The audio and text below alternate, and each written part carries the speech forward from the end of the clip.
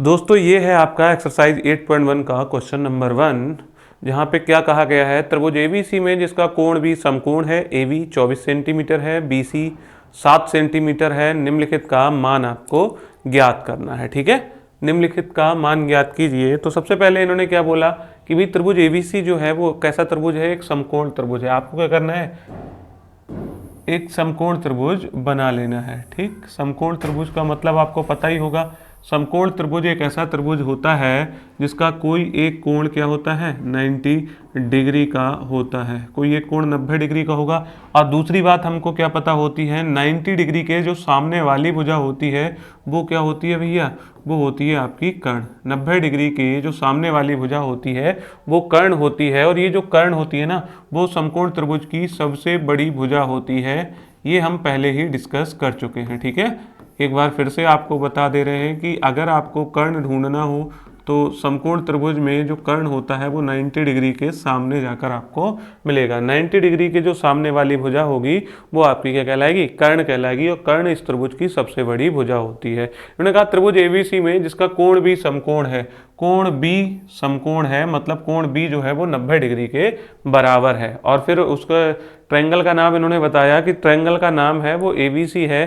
तो जब कोण बी समकोण है, आप चाहे ए इसको बना लो चाहे इसको बना लो, जो मर्जी आए उसको आप एंगल ए बना सकते हो और जो मर्जी आए उसको एंगल सी बना सकते हो। मतलब ए बी सी आपका क्या हो जाएगा, ये समकोण त्रिभुज हो जाएगा। ठीक, ए बी बराबर 24 सेंटीमीटर दे रखा है। ए बी आपका ये रहा और ये कितना दे रखा है इन्होंने, 24 सेंटीमीटर।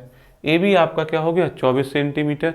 बी सी आपका क्या हो गया भैया, बी सी आपका है 7 सेंटीमीटर। जो बी सी है वो कितना है आपका, 7 सेंटीमीटर। ठीक है, निम्नलिखित का मान ज्ञात कीजिए। आपको क्या निकालना है, साइन ए और कॉस ए निकालना है। ठीक है, तो जब भी आपको एक समकोण त्रिभुज दिया हो और समकोण त्रिभुज में आपको क्या दे रखी हैं, दो भुजाएं दे रखी हैं। समकोण त्रिभुज में क्या दे रखी हैं, दो भुजाएं दे रखी हैं। तीसरी भुजा निकालनी हो तो हमें क्या करना पड़ेगा, पाइथागोरस प्रमेय को अप्लाई करना पड़ेगा। ठीक है, तो त्रिभुज ए बी सी में आप क्या लिखेंगे, जब आप इसको सॉल्व कर रहे होंगे क्या लिखोगे कि भैया त्रिभुज ए बी सी में, त्रिभुज ए बी सी में आपको क्या क्या चीज़ें दे रखी हैं। तो आपको दे रखी है कि भी जो बी सी है ना वो 7 सेंटीमीटर है, जो ए बी है वो 24 सेंटीमीटर है,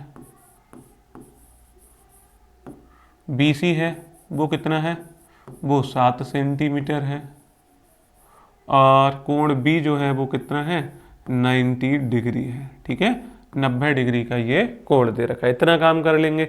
अब इसमें क्या लगाएंगे, पाइथागोरस प्रमेय से। पाइथागोरस प्रमेय अप्लाई कर दोगे तो पाइथागोरस प्रमेय के अनुसार क्या हो जाएगा, पाइथागोरस प्रमेय है क्या, देखो पाइथागोरस ने कहा था कि अगर आपके पास एक समकोण त्रिभुज हो तो उसमें जो सबसे बड़ी भुजा होती है उसका वर्ग बाकी की बची दो भुजाओं के वर्गों के योग के बराबर होता है। ठीक है, पाइथागोरस ने क्या कहा था, पाइथागोरस ने कहा था कि भाई अगर आपके पास क्या है, एक समकोण त्रिभुज है और समकोण त्रिभुज की जो सबसे बड़ी भुजा होती है, ये सबसे बड़ी भुजा है, तो सबसे बड़ी भुजा का वर्ग बाकी की बची दो भुजाओं के वर्गों के योग के बराबर होता था। सिंपली अगर एक मतलब उसकी बात करें, कहा क्या था उन्होंने, इन्होंने सीधे सीधे एक बात आप ये कह सकते हो, उन्होंने कहा था सबसे बड़ी भुजा होती है कर्ण, कर्ण का वर्ग बाकी की बची दो भुजाएं कौन कौन सी हो गई, एक तो आधार बचा और एक क्या हो जाएगा जी, लंब बचा। ठीक है, एक आधार हो जाएगा और एक लंब हो जाएगा। कौन आधार हो जाएगा कौन लंब हो जाएगा वो बात की बात है, लेकिन समकोण त्रिभुज में आपको ये वाली चीज़ें पता होनी चाहिए। एक कर्ण होता है, एक आधार होता है और एक लंब होता है। ठीक है, एक कर्ण होगा, एक आधार होगा और एक लंब होगा। और कर्ण का वर्ग, कर्ण क्या है आपका, कर्ण है आपका AC। ठीक है, तो कर्ण यहाँ पे AC है। ठीक, AC का स्क्वायर। ठीक, आधार, आधार क्या है जी, आधार हम अभी फिलहाल BC को मान लेते हैं या फिर AB को भी मान सकते थे। ठीक, वो चीज़ अभी हम समझेंगे कि कभी AB होगा कभी BC होगा। और लंब आपका फिलहाल AB को मान लेते हैं। इतनी बात आ गई समझ में।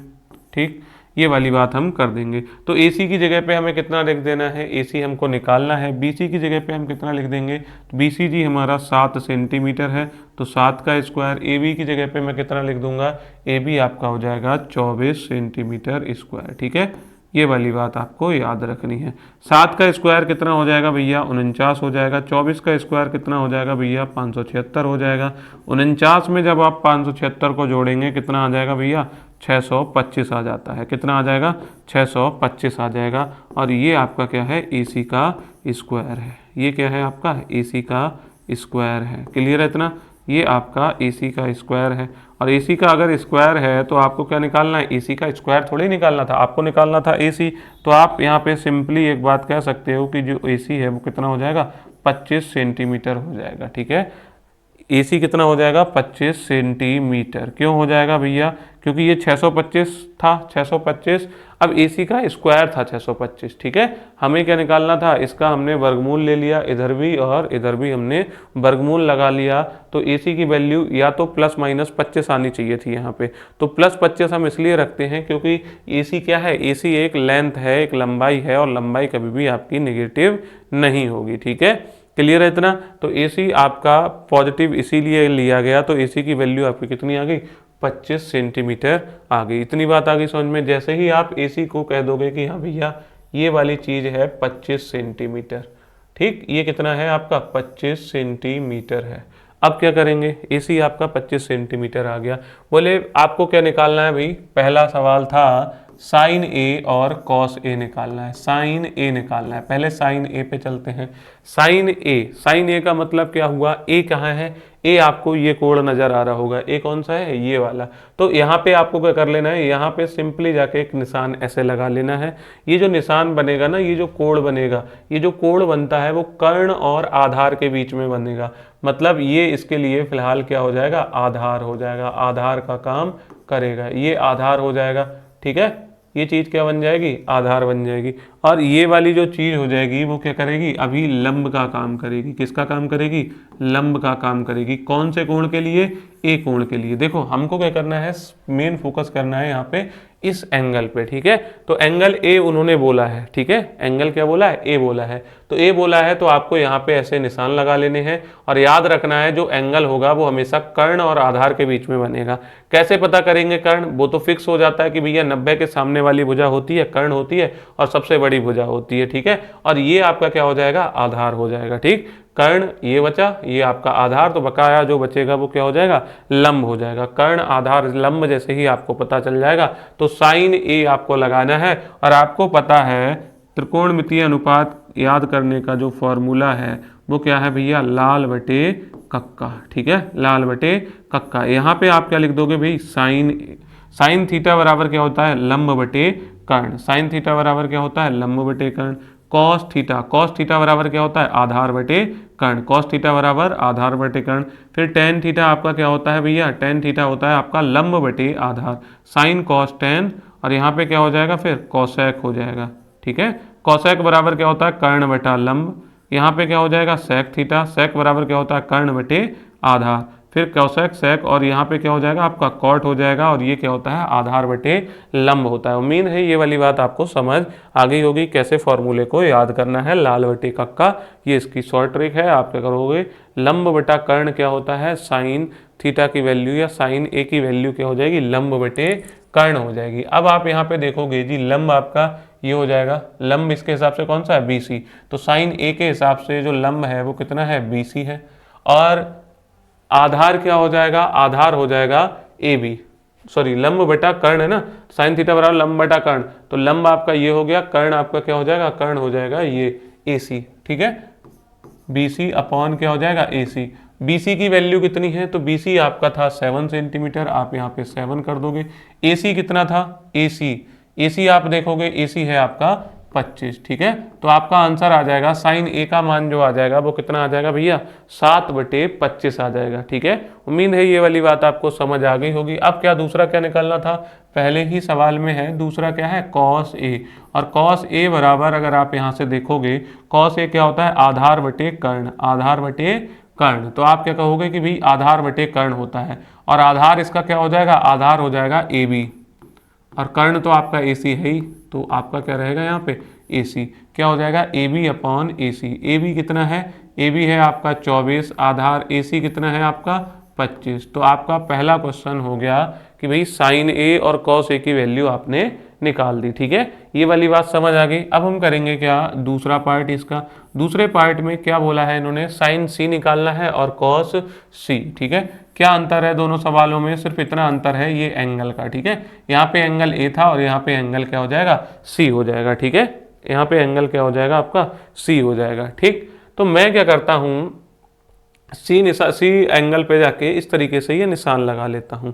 ये जैसे ही मैं ये साइन लगाऊंगा तो आपको देखो ये वाली चीज़ हमने क्या कही थी कि एंगल जब भी बनेगा वो कर्ण और आधार के बीच में बनेगा। इस हिसाब से कर्ण तो ये तो फिक्स है भाई, 90 के सामने वाली भुजा कर्ण होती है।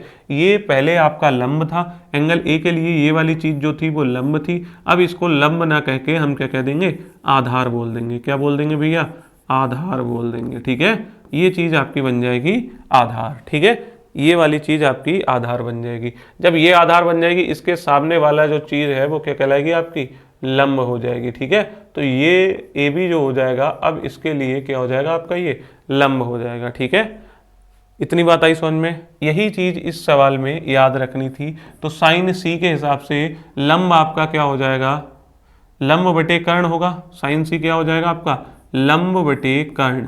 और लंब आपका कितना है, लंब आप देखोगे तो ए बी है, लंब आपका क्या हो जाएगा, ए बी। और कर्ण आपका क्या हो जाएगा, कर्ण तो आपका ए सी रहेगा ही। और ए बी की वैल्यू कितनी है, ए बी की वैल्यू है आपकी 24 और ए सी की वैल्यू आपकी कितनी आ जाएगी, 25। ठीक है, तो ये आपने किसकी, साइन सी की वैल्यू निकाल दी। दूसरा आपको से क्या पूछा गया था, कॉस सी। ठीक है, कॉस सी आपका क्या हो जाएगा, कॉस सी भैया आपका आधार बटे कर्ण होता है। तो आपको यहाँ पे लिख देना है जी आधार बटे कर्ण। आधार आपका कितना है, तो आधार आप कहोगे कि आधार तो हमारा BC हो गया। आधार आपके लिए क्या हो गया, आधार आपका हो गया BC। और कर्ण आपका क्या होगा, कर्ण तो आपका AC चल ही रहा था तो AC हो जाएगा। और BC की जगह पे आपको कितना लिख देना है, 7 लिख देना है। AC की जगह पे आपको कितना लिख देना है, 25 लिख देना है।